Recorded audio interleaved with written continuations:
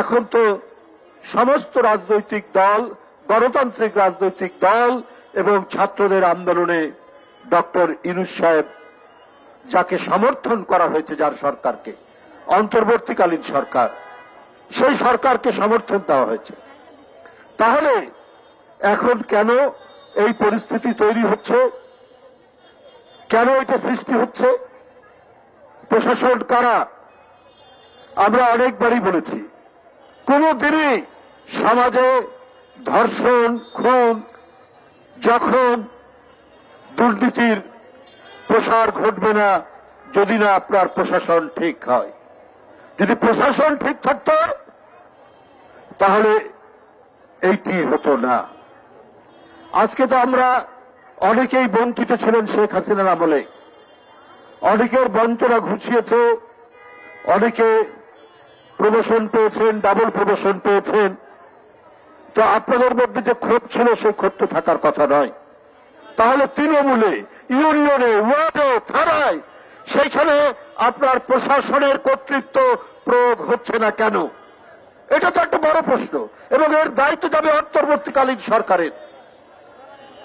অন্তর্বর্তীকালীন সরকার, আমরা যদি কোনো অভিযোগ করি এটাকে ওনারা ব্যক্তিগতভাবে নেয়, ব্যক্তিগতভাবে নিয়ে কোন কোন ক্ষেত্রে খুব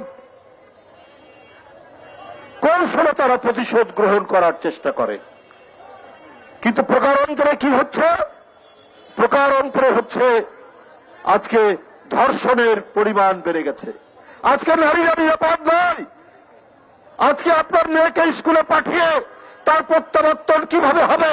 সে ক্ষতবিক্ষত হয়ে বাসায় ফিরবে, তো স্বাভাবিকভাবে বাসায় ফিরবে, তার কোনো নিরাপত্তা নেই।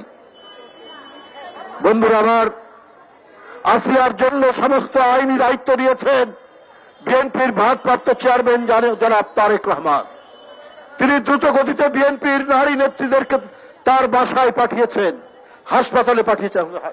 ঢাকায় তো না, হাসপাতালে সিবেছে, হাসপাতালে পাঠিয়েছেন। বেগম সালিমা রহমান, আফরোজা আব্বাস সবাই ছুটে গিয়েছে, এবং তার আইন ভারপ্রাপ্ত চেয়ারম্যান। বন্ধুরা আমার কথা হলো, সরকারের প্রতি আপনার পুলিশ বাহিনী আছে। যখন ঘটনা ঘটে আমরা কি করব?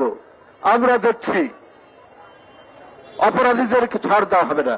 আরে অপরাধী অপরাধ করার আগেই যদি আপনার আইনের প্রয়োগ ঠিকঠাক মতো হতো, আইনের শাসন প্রয়োগ করা হতো, তাহলে এই পরিস্থিতি হতো না।